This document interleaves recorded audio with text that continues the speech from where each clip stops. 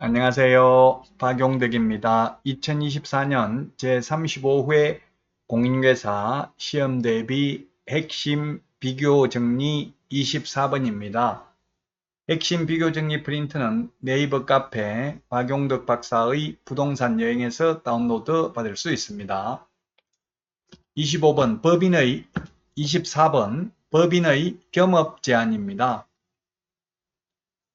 개인은 겸업 제한이 없는데 법인만 겸업을 제한하고 있습니다. 그 입법의 취지는 외국의 대형 법인이 우리나라 진출해서 우리나라 개인중개업소와 무한 자유경쟁을 하면 개인중개업소가 살아남을 수 없기 때문에 골목상권을 보호하기 위한 조치입니다. 그래서 돈 되는 것은 못하도록 하고 있습니다. 돈 안 되는 거 6가지만 할 수 있습니다. 개인의 경우는 이 법인이 할 수 있는 6가지도 할 수 있고 그 외의 업무도 할 수 있습니다. 법인은 이 6가지만 할 수 있습니다. 법인이 법적으로 회사를 말하는 거죠. 자, 1번에 상업용 건축물 및 주택의 임대 관리 등 부동산의 관리 대행 가능하고요.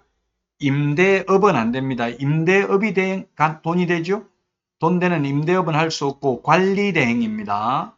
물론 임대업 안 됩니다만은 관리 대행도 상업용 건축물 및 주택만 가능하고요. 농업용 건축물, 공업용 건축물 임대 관리 가능하다면 X가 되겠습니다. 2번은 부동산의 이용, 개발 및 거래에 관한 상담업은 할 수 있는데 개발업은 안 됩니다. 상담이라고 되어 있지만 상담을 반복하면 상담업이죠. 그래서 업이라는 말 들어갔다고 무조건 X는 아닙니다. 개발업은 아니 되고요. 상담, 개발에 관한 상담업은 가능합니다. 자, 그 다음에 3번. 개업 공인중개사를 대상으로 해야 됩니다. 공인중개사 대상 X입니다. 개업 공개사를 대상으로 중개업의 경영기법 및 경영정보의 제공 가능합니다. 공인중개사 대상이라고 하면 X입니다. 개업 공개사를 대상으로 컨설팅 할 수 있다는 이야기죠. 경영기법 및 경영정보 제공할 수 있습니다. 프랜차이즈 가맹점업 할 수 있습니다.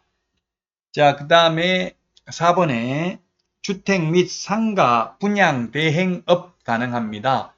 분양 대행업은 가능한데 분양업은 안 됩니다.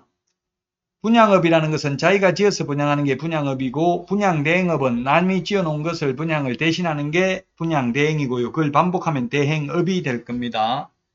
그래서 주택, 상가, 분양, 대행업만 되고 분양업 안 되고요. 토지 분양 대행, 택지 분양 대행 안 됩니다.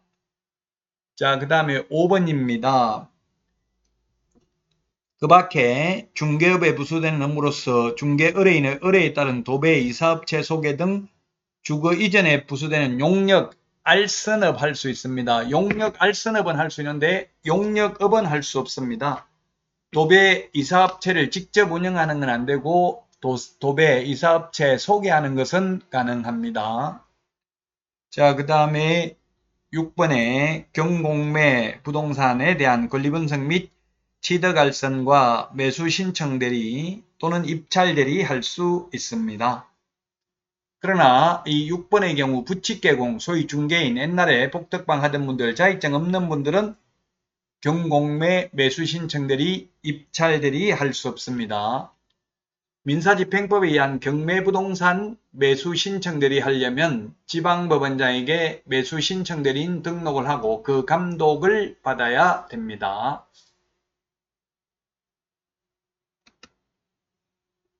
이 겸업을 하고 받는 돈은 중개보수가 아니기 때문에 겸업을 하고 받는 보수는 많이 받아도 공인중개사법상 중개보수 초과에 저촉되지 않습니다.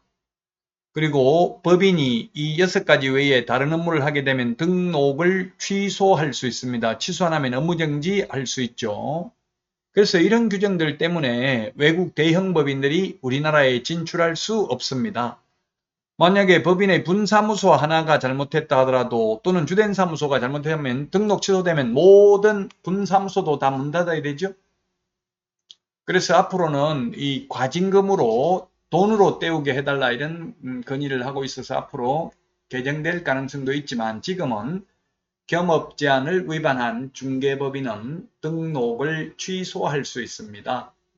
자, 그 다음에 업무 지역 범위입니다. 업무 지역 범위는 법인이나 공인중개사인 개업 공인중개사의 업무 지역 범위는 전국입니다. 여러분들처럼 자격증을 취득해서 개업을 하게 되면 전국 어디에 있는 부동산이나 다 중개를 업으로 할 수 있습니다. 그러나 법 7638호 부칙 제6조 2항의 규정에 의해서 등록을 한 것으로 보는 자, 소위 중개인의 경우에는 그 부칙개공이라고 부르죠. 편의상.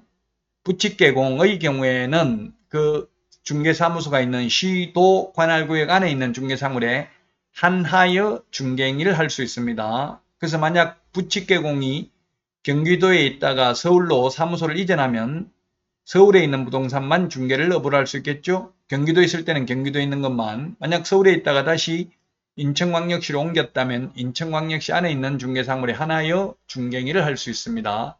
이 부칙개공 법 7638호 부칙 제6조 2항의 규정에 의해서 등록을 한 것으로 보는 자, 줄여서 소위 부칙개공이 이 업무지역 범위를 위반하면 업무정지 6월 이하의 업무정지 사유에 해당됩니다.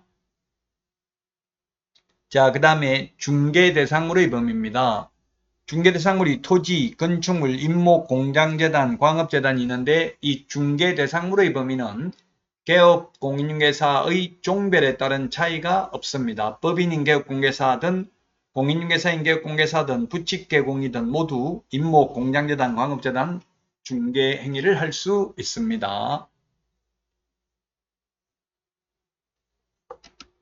자, 그러면 문제 풀어보도록 하겠습니다.